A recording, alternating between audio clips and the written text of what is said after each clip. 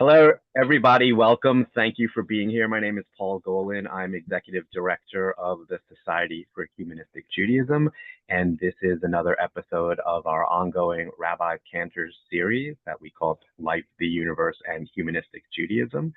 As always, I will remind you that this is a program for members and supporters of the Society for Humanistic Judaism, whether you are a member of one of our affiliated local communities, or if you are an independent member of SHJ directly, or a donor, contributor, subscriber to our Humanistic Judaism magazine. We thank you for your support.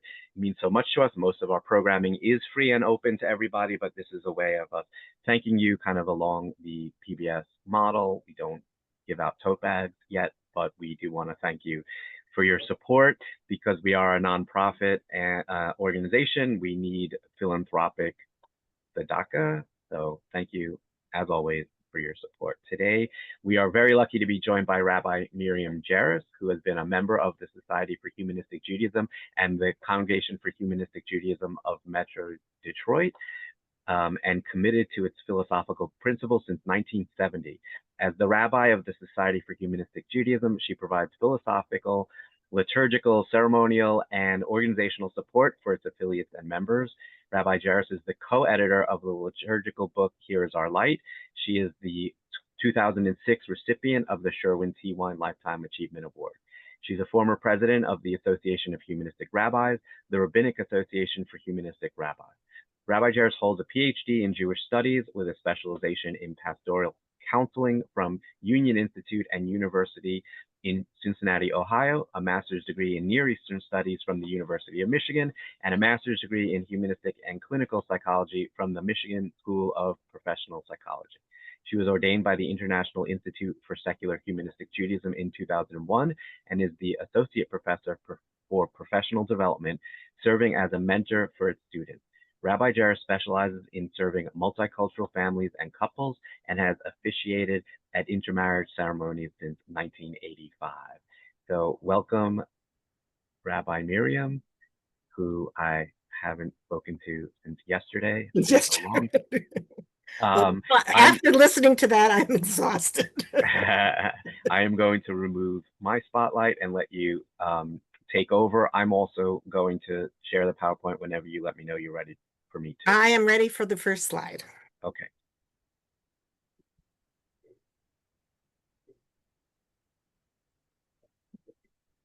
So hello, everyone. I'm really happy to be here with you today in this capacity, and I'm excited about this presentation.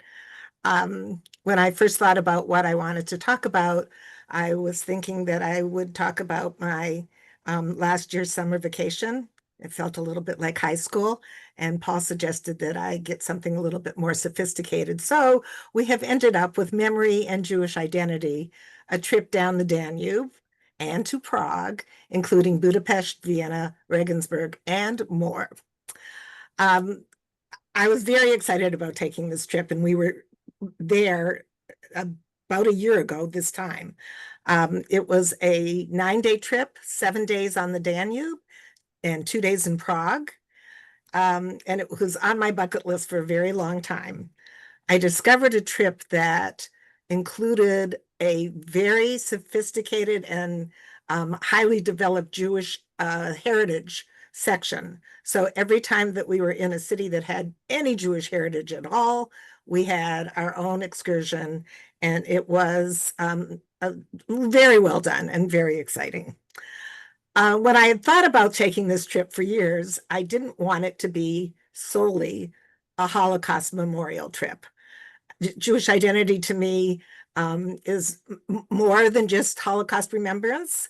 In the Pew study, it was over 50% of people said that their connection to Jewish identity was through their remembrance of the Holocaust. But for me, it's been a lifetime process, and it encompasses every part of my life. And I wanted to be able to experience that in Eastern Europe.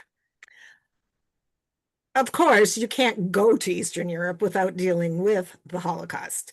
And the slogan, never forget, permeates everywhere you go and everything you do there.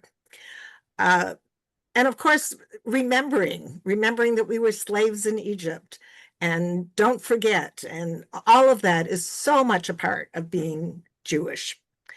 Um, I read a book on memory by Yerushalmi called Zachor, which is remember.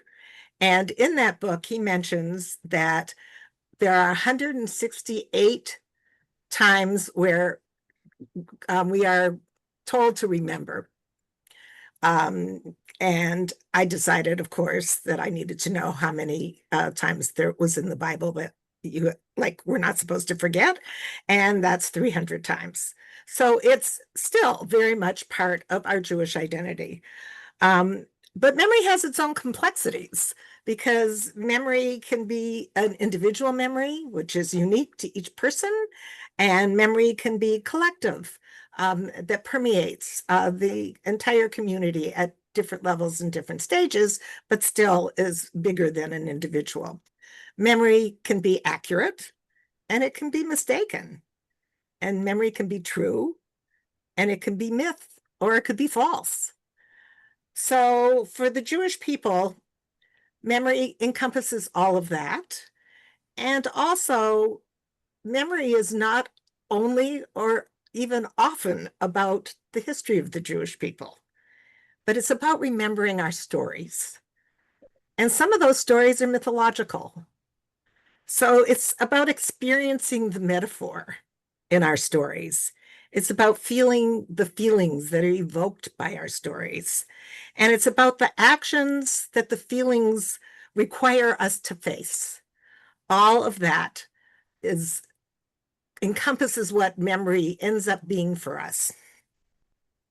So as we cruise down the Danube together, I want you to think about memory and how it affects you, how what we see and what I say also affects you, and how it relates to your Jewish identity. Next slide, please. So here we were, first night in Budapest. That is the Hungarian parliament. It's kind of iconic. If any of you are Law and Order fans, Law and Order International starts with this picture.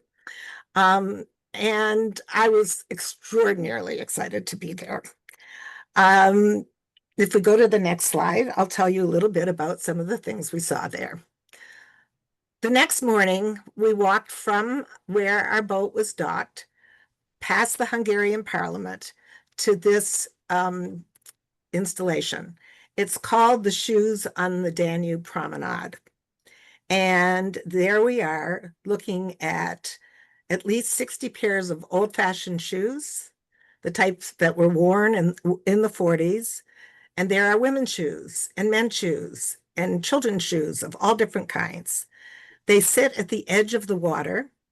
They're scattered and abandoned, and as though their owners had just stepped out of them and left them there. The shoes are rusted, made of iron, and they are set into the concrete of the embankment. It is a memorial and it is a monument to the Hungarian Jews who in the winter of 1944-45 were shot on the banks of the Danube River.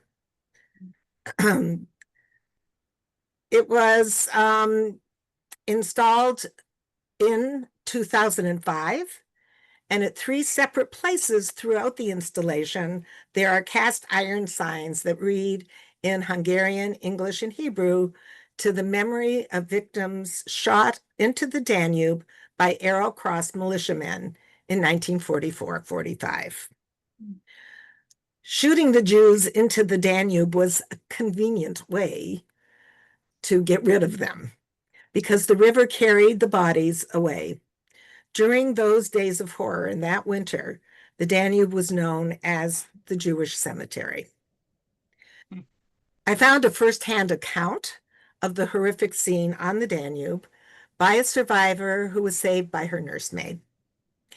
She said, "I heard a series of popping sounds. Thinking the Russians had arrived, I slunk to the window. But what I saw was worse than anything I had ever seen before, worse than the most frightening accounts I had ever witnessed.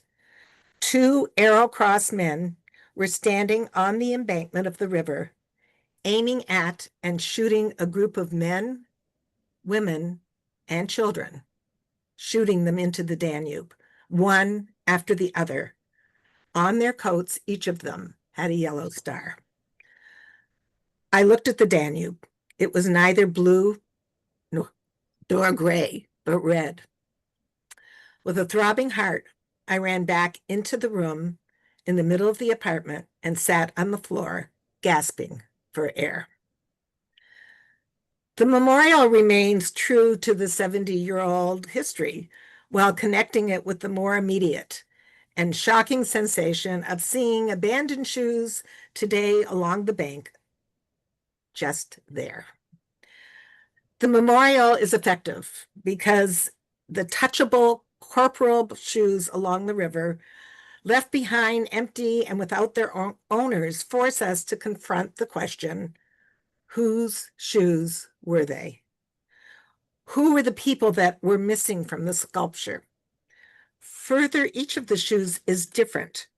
All these different shoes represent the different individuals who were murdered on the riverbanks. The intimacy of the memories is striking and it's poignant. The shoes are so tangible that it's easy to imagine the people who wore them, whose feet shaped them, who were forced to take them off before they were murdered. Each shoe has a personality. Each has the imprint of the foot that wore it. The only missing thing is the owner. Looking at the shoes triggers an intense sense of shock at their emptiness and the vacuum left behind, and then a profound sadness at the fate of the people who were forced to take them off, standing at the edge of an icy river, terrified and facing their certain death. People who visit the memorial sometimes light candles or put flowers in a particular shoe that has somehow touched them or reminds them of someone. This is what makes the monument transcend the actual events 70 years ago. We can look at the shoes left behind, put ourselves in those shoes of those who were killed, literally and figuratively. Shoes are universal.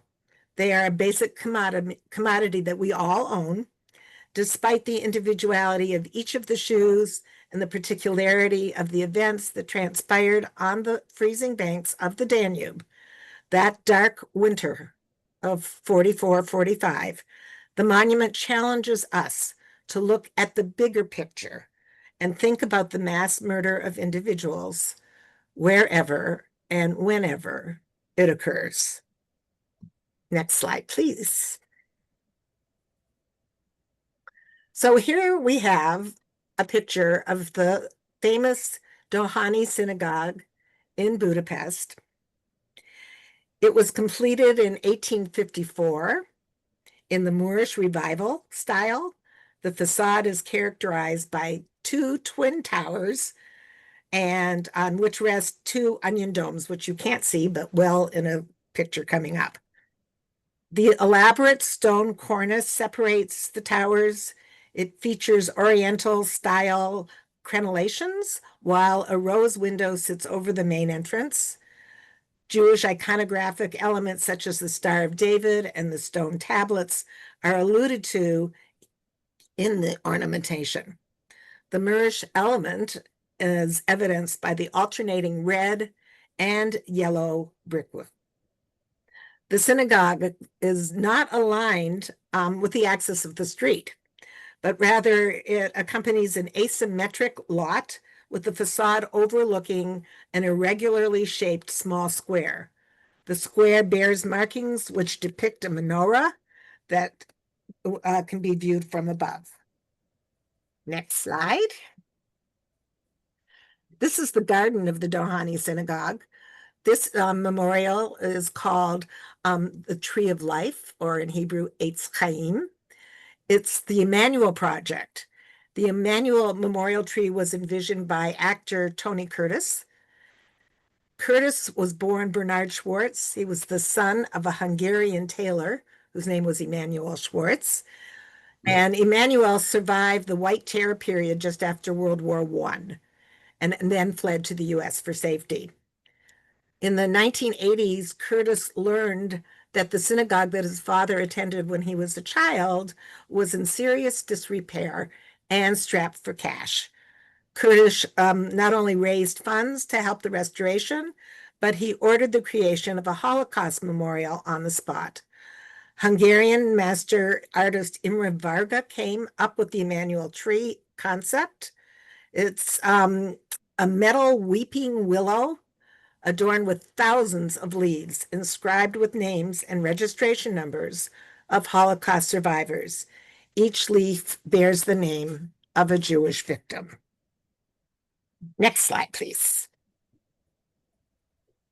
And now we are in Bratislava, Slovakia.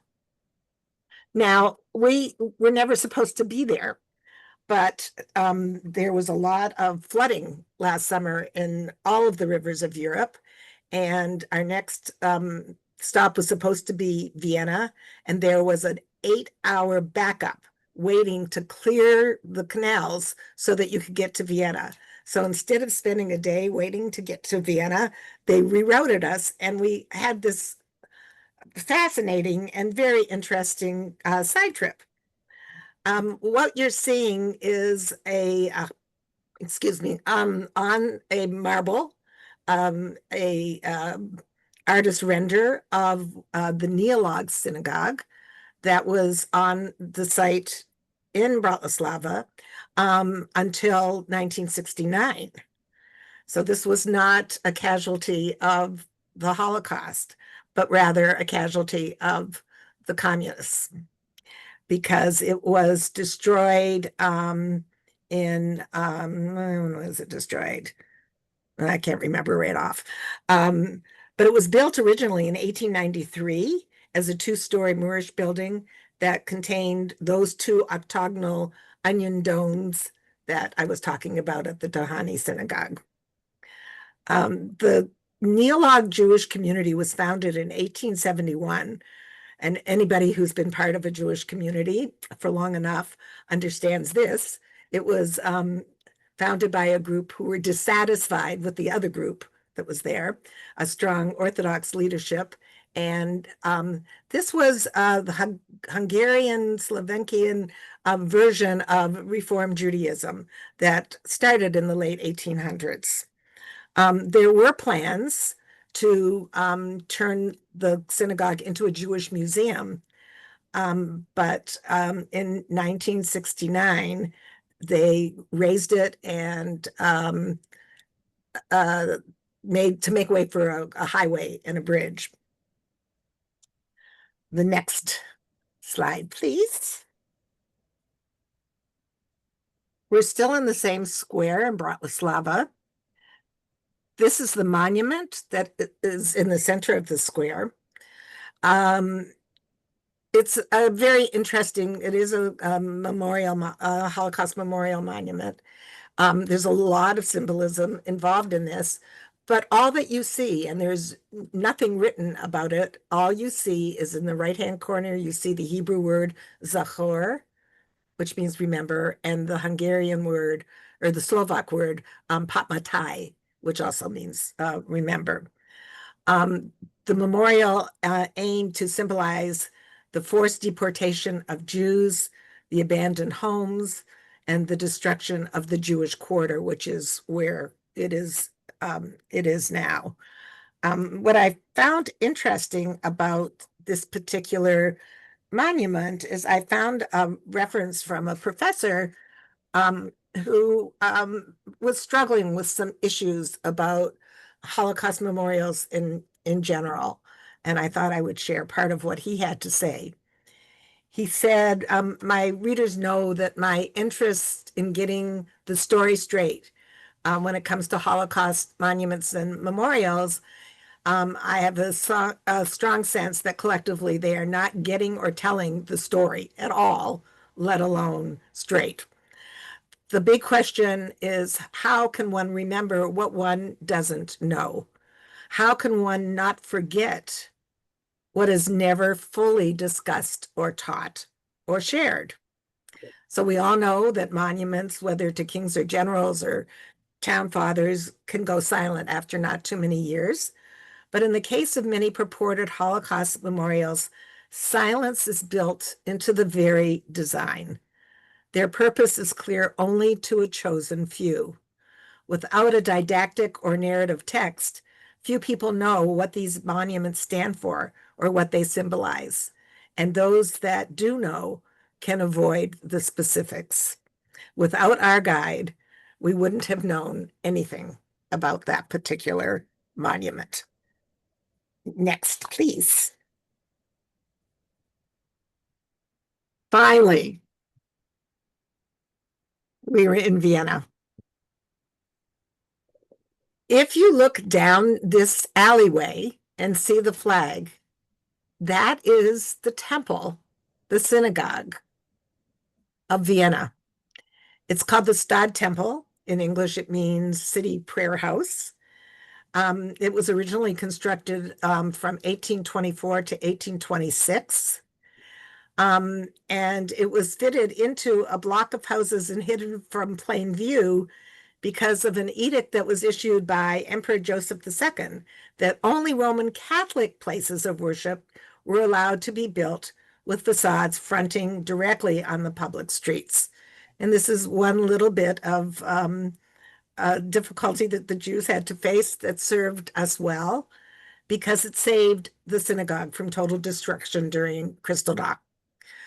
Because it's connected to so many buildings that had nothing to do with Judaism, it was saved. Plus, because it's not on a major street, it was not easily found. If you can go to the next slide. That's the entrance. I just thought you'd like to see it. The inscription means his gates come in thanksgiving and his courtyards in glory. And then the next slide, I'm going to tell you a little bit more about. There are various windows along the front piece of the synagogue itself. These are all hostages from the Gaza War. And as this was a year ago, as you can see, there are a few empty spaces.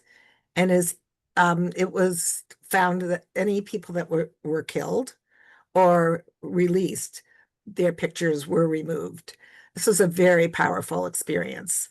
And again, it took us from medieval times right to present times in terms of some of the pain that the Jewish community suffers worldwide. Next slide, please.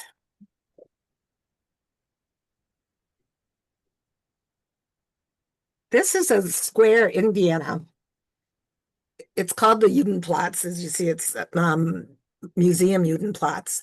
Right now, it consists of this museum. It also consists of excavations of the medieval synagogue. This was the original Jewish plaza. And the third thing that's in this area is a Holocaust memorial, which I'll talk about now, actually, if you'll change the slide, please. So this is called the Nameless Library. It is a memorial designed by Rachel Whiteread and is an inverted library with the shelves turned inside out and the book spines facing inward. It represents the unread lives of the victims. The symbolism is the unseen books that represent the large number of victims and the idea of Jews as the people of the book, while the unread pages symbolize the unlived lives of those who perished. Wow. The memorial, the doors are inverted with no doorknobs. So again, emphasizing the hidden and unrevealed nature of the memorial. The inscription in front of the doors is inscribed in German, English, and Hebrew, and it does commemorate the more than 65,000 Austrian Jews who were killed by the Nazis between 38 and 45. Next slide, please.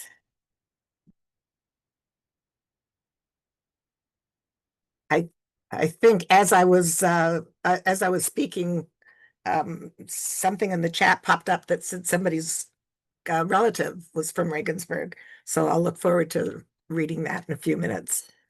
So this was a really interesting stop along the river.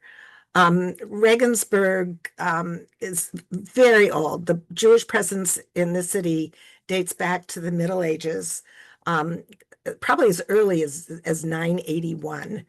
The Jewish quarter existed since the 11th century, and by the 12th century, they had gained more freedom, especially in working life. So they began the construction of a synagogue, and they purchased land for a Jewish cemetery. The synagogue was inaugurated a couple of years after 1210 and accommodated about 300 worshipers. The town also became important because of its many yeshivas, and there was also a mikveh there. So it was a full functioning Jewish community. As in all cases, by a couple hundred years later, things were not so good for the Jews. There were particularly heavy taxes, and they were finally expelled in 1519. The plaza that we are looking at was erected above where the original synagogue was and was destroyed. If you can move on to the next slide, please. Thank you. So it was a long time coming, but in the middle 21st century, actually, the community of Regensburg, and primarily the non-Jewish community, helped raise funds to rebuild and create the synagogue. It's so beautiful because it's so full of light. And it's a powerful statement because the people there really felt a sense of responsibility towards some of the terrible historical things that happened. And in particular, the Catholic Bishop of Regensburg sought forgiveness from the city's Jewish community, and especially what they experienced during Kristallnacht and the rebuilding of the synagogue was a gesture of reconciliation and a demonstration of the city's willingness to move forward together. Next slide, please. Well, this is one of my favorite learnings from the trip. When I came back, I was so excited about learning about this project, and almost everybody I spoke to had already heard of it, which kind of happens sometimes. But it's called Stumbling Stones in English. In in German, it's the Stolpersteine. And what they are these brass monuments that are put into the cobblestones next to the homes where some Jewish family who were killed during the Holocaust once lived. I think they refer to it as their last choice home. The project was started in 1992 by a German artist from Cologne. And each of the brass plaques has here lived, followed by the victim's name, their date of birth, and their fate, and where they died and how they died, and when they died. What has also happened with this project is it has spread throughout Europe and even as far as Argentina. Each time there is a series of plaques installed, there's a public celebration, and people from family members from all over the world come to see the plaques installed. What I experienced, and you can see a picture of Ida Lilienfeld here, was the story, her family's story. It was so powerful and so moving. It it's the kind of thing that I need to really instill a memory within me. When I know the story, I feel the feelings. And that's how I felt about this particular thing. By the way, we're in the middle of a marketplace, so it was very strange. You're looking at a house and the things on the cobblestones, and they're selling vegetables behind you. Sounds like a Yuhama Chai poem, but it just was such a mixture of current and past, and what's happening today, and a group of people, not all Jews, learning about this family. I did have to walk away from the group. I started to sob, so it was a very both exciting and difficult moment for me. Okay, next slide, please. We're in Prague. I looked high and low for a tour that included Prague in the tour instead of having it as an add-on. And this one did. I am there on my birthday. We took a bus from Regensburg to Prague. It was about a 4-hour trip. We got there, we got to the hotel, everybody was exhausted, we had lunch, and the entire tour went up to bed. And I'm standing there in the lobby saying, this is my birthday. It's Friday afternoon. I'm in Prague. So I got somebody to show me on the map where the Jewish town was, and took off. I got there fine. It took me about 2 hours to get back. But as you see, I made it. So this is a picture of the old new synagogue. It's the oldest site of Prague's Jewish town, and the oldest synagogue that has continually existed in Europe. It's been there for more than 700 years. It was built in the last third of the 13th century by stonemasons from the Royal Workshop, who were working on the nearby convent of St. Agnes. It's a testimony to the important status of the then Jewish community of Prague. Originally, it was called the New Shul, or the Great Shul. After other synagogues were established in the late 16th century, it became known as the Old New Shul. And for those of you who know Yiddish, I apologize, the Alte New Shul.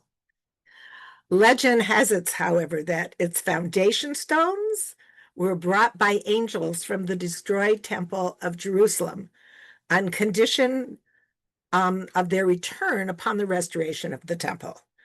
I'm glad that it's still standing. The old new synagogue enjoyed a tremendous respect in Prague's Jewish town and in Jewish communities all over the world. But it also became enveloped in more than that one legend. And I wanted to tell you one of the stories that connect to this shul. On the next slide, please. So this is a picture of a restaurant. It's called the Golem Restaurant. I focused on the Hebrew that says Misadot HaGolem, and it's kind of a cool restaurant, but more importantly, it indicates the importance of the golem, that legend, in Prague. And I'm going to tell you the story of this most famous Prague legend. There are many legends tied to the old new synagogue, but the most famous one is the legend of Prague Golem, an artificial being made out of clay.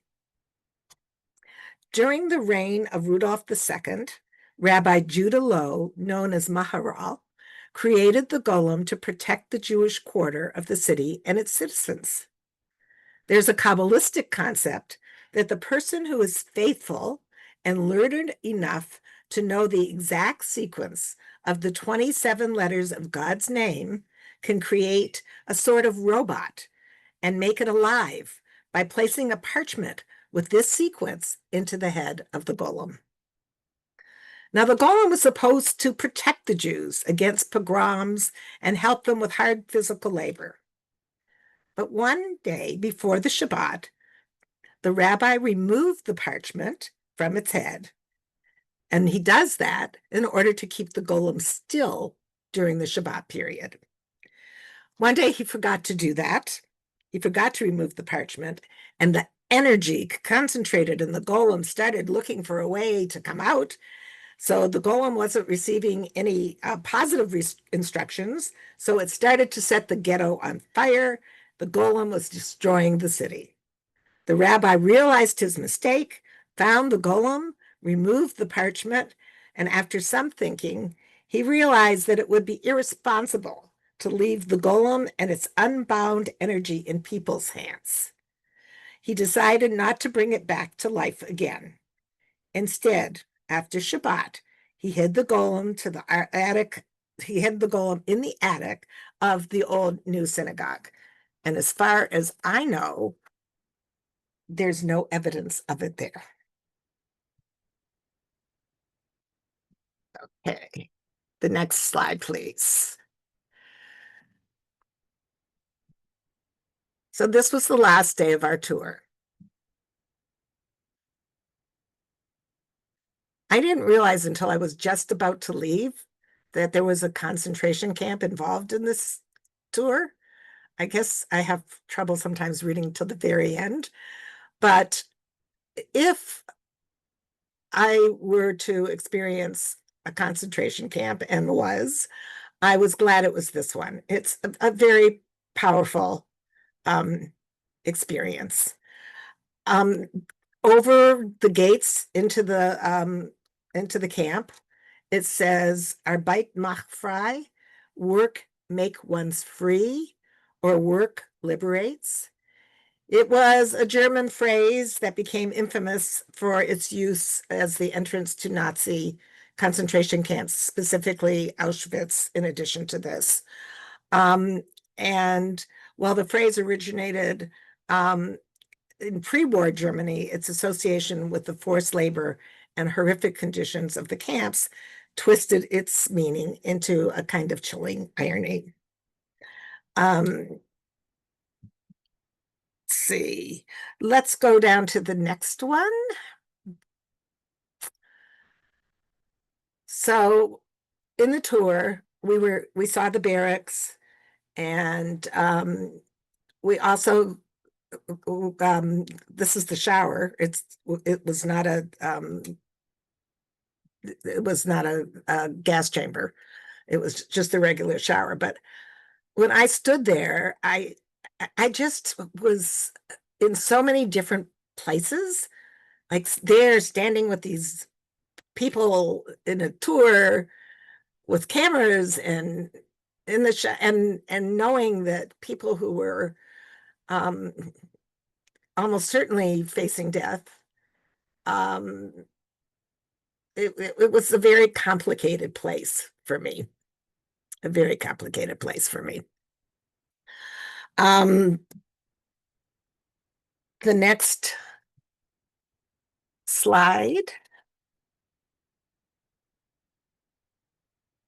This is the National Cemetery there in Terezin. And it was created after the war. It contains the bodies and remains of over 10,000 victims. It's a beautiful place, and it so contradicts the showers on the one hand and the outside of the gates on the other hand. There were still bodies being found as late as 1959 that have been interred in this graveyard. The next slide, please. This is in the museum at the concentration camp. I wanted to tell you mostly about the drawings. These are drawings made by children. And I'm going to tell you this story behind it. A woman by the name of Friedel Dicker Brandeis, who was an artist, was in Terezin from 1942 to 1944, and many children were there as well. She held art classes, and a part of what was mostly a clandestine education program for the children. The art classes were very specific in nature. The drawing was seen as a key to understanding and a way of developing basic principles of communication, as well as a means of self-expression and a way of channeling the imagination and emotions. From this perspective, our classes also functioned as a kind of therapy in some way, helping the children to endure the very harsh reality of ghetto life. Before being deported to Auschwitz, Friedel filled 2 suitcases with about 4,500 children's drawings and put them in a secret place, which she apparently told somebody about, because immediately after the war, they were recovered and handed over to the Jewish Museum of Prague and created into this installation. Paul, you can go to the next slide. It's a close-up of the art. It's very worthwhile to go on the internet. A lot of these drawings are described individually with the names of the children and a little bit about their history, which is really very powerful. The vast majority of the people in Terezin were deported to Auschwitz, which they certainly faced death. And these pictures that were all that was left to commemorate the children's lives. Without them, their names would have most certainly been forgotten. The last slide, well, second to last. I didn't want to dictate how or what we should remember, because as I told you earlier, memory is so individual. But for me, I will always carry this experience in my heart. And creating this presentation a year later was a really good idea. I was ready to, smack myself in the face when I realized that here I was a year later and I didn't remember even where the pictures were taken. But the work that went into it made me relive the experience and see it in a different way and from a distance. And I'm really glad I got to do it. That is the only time I ever saw the Danube River close to blue, by the way. And I thought we would take the next slide. And just a few minutes, Paul's going to play us a couple of bars from the Blue Danube Waltz. Okay, well, I shortened this presentation about 50 times. So we have a little bit of time I don't imagine there's many questions, but there's probably some reflections, which I'd be delighted to hear from you. Well, I'll jump in and say that was excellent. Thank you for doing that. And I really want to travel now. It looked like an amazing trip, and it was. You shared a lot of really interesting information that I didn't know. So I would love to be able to go to those places. It's a very nice way to go, being elderly, my husband more than me. It's a good way to not have to pack and unpack and get on a bus and off a bus, and you just kind of mosey down the river, and it was a lovely way to travel. Miriam, what was your favorite place visually and emotionally? I think it was Regensburg. There was something about the how old it was, and then those stumbling stones, that whole thing blew me away. It was very powerful. Um, and I, every time I think about it, I come up with something else because I was so excited to be in so many different places. Um, there were a couple of new synagogues that we went into that were lovely. So you saw that the Jewish community was revitalized to some extent, and that was very hopeful and fascinating as well. Unfortunately, we couldn't go through the Doheny synagogue, and um, I don't know why we couldn't get tickets or something. I don't know, or we weren't going to be there long enough. But we did obviously walk around the outside of it. So I hear it's the most beautiful synagogue in the world, but of course I'm Hungarian, so I'm prejudiced. yes, I thought about you a lot as I was in Budapest and going through this again. Miriam, did you go through any of the other synagogues in Prague? Because the Maisel synagogue has all of the silver from the Taurus, and at the end of the road, they have the children's drawings from Theresienstadt there. Yeah. Because that whole road has all of the memorials. All the synagogues there are the memorial. Yeah. That was a disadvantage of one coming to Prague on late Friday afternoon. So I didn't get to see as much of Jewish town as I would have wanted. So that's the downside of being on a river cruise, is that you really don't have control over your own time. Well, on any kind of a tour, you don't. Your hotel was not near that area. Well, it was somewhat near the area, but it was Friday afternoon, and I was by myself, and I was very good at getting lost. I got lost there 2 days in a row. Okay. Well, I was born in Regensburg, and my parents were there. They were Polish Holocaust survivors. They didn't know after the war that each of the others had survived. My father was living in Regensburg. I don't know why he was living there as opposed to a DP camp.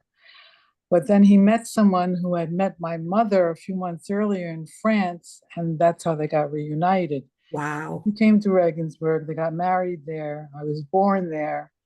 But I left when I was 3 months old, so I had no memories of it. And for a long time, I lived in France for a year, right near Germany. I did not want to go to Germany, which was foolish. But I changed my mind about that. And I did a tour similar to yours on the Danube. I once did the upper Danube, and I agree, it's a wonderful way to travel. And so I finally got to see my birthplace, which was, it's just gorgeous there. So beautiful historically. I mean, I felt that way about Germany in general, the irony of it being such a beautiful country,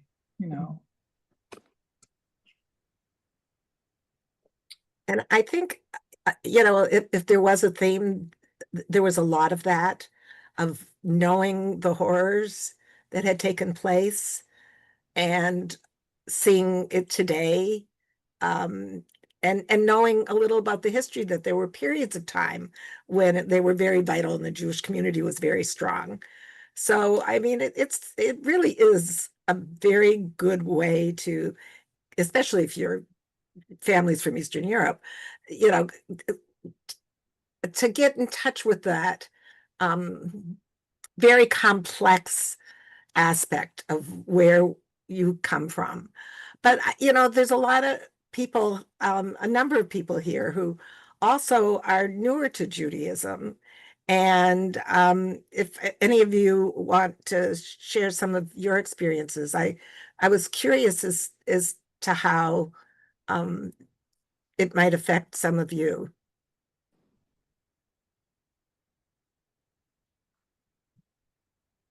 And if you don't want to talk, that's fine also. You could write me a note. Hi, Miriam. This is Judy. Hi. Hi, nice to see you. So I had the experience of going to Lithuania many years ago, and they don't have many memorials up. And our trip ended up being a stop at almost every town we went to the killing. That was the way they killed Jews, is they had the people in the town dig a big ditch, march the Jews out there, just shot them, and then they buried them.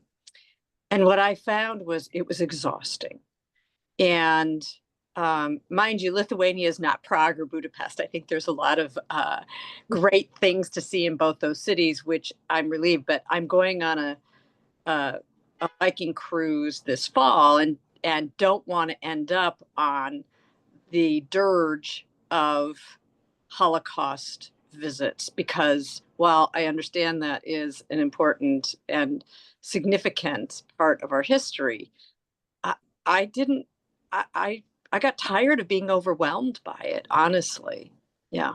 So I'm hoping that the trip, like to Regensburg and the others, that and I get this visceral reaction when I go to Germany, when I've had to stop there just on an airplane. So I would love to hear your reaction in terms of just seeing those places in general, given what the Jewish history is there. I found that knowing the personal stories of people somehow counteracted just knowing that like millions of Jews died in these types of places. It personalized it to the extent that it wasn't always about the killing and only about the killing. And even when it was about the killing, like I was very moved at the Budapest, the promenade of the shoes. And it's touching and horrible to think of, and believe me, I left out some of the really horrific details of how they tied people up together and with one shot, 4 people or 6 people would fall into the river and they only had to use 1 bullet. So, I mean, a lot of it was horrific and terrible, but then learning, reading that story about the woman who saw it, as terrible as it was, it personalized it and humanized it in a way that I think, when you go from one death camp to another, some may not experience it in that way. So that was what counteracted it for me. And the art in Theresienstadt is just, I mean, very touching. Thank you. There's a question about tour company name and the tour that you were on. If you don't have, do you have that in front of you, or should people email you? I have it here. Okay. It's Uniworld. Uniworld. Okay. Uniworld. Yeah. Great. I looked at a lot. I looked at Viking and I looked at a lot of different river cruises, and I didn't see anything like it except Uniworld. So. All right. Well, I want to be mindful of everyone's time, so we'll have to wait for part 2 to hear how the buffet was, because that's the main thing I care about on a cruise. Oh, really? No, I'm kidding. I'm kidding. I don't even remember what the food was like, honestly. I know. This is not that kind of cruise. I got a birthday cake. Oh, that's awesome. That was fun. Yeah, I have young kids, so we don't do those kind of cruises yet, but no. I hope to. And there were no children on this cruise. And right. Well, there were some teenagers, but otherwise there were no children. Right. Shirley, thanks for sharing your experience, by the way. Thank you everyone for being here. Yeah, this was really interesting. Thank you so much. We are going to go on our summer hiatus and then return in the fall in some format.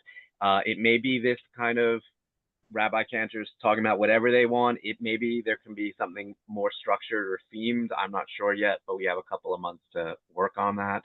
But until then, I hope everyone has a great summer. Thank you all for being here. Thank you very much, Miriam, for this presentation. We will post it to YouTube within a week, and we'll be in touch. Take care, everyone. Thank you, everybody. Thank you, Paul, for your help. Sure. Thank you. Bye-bye. Thank you.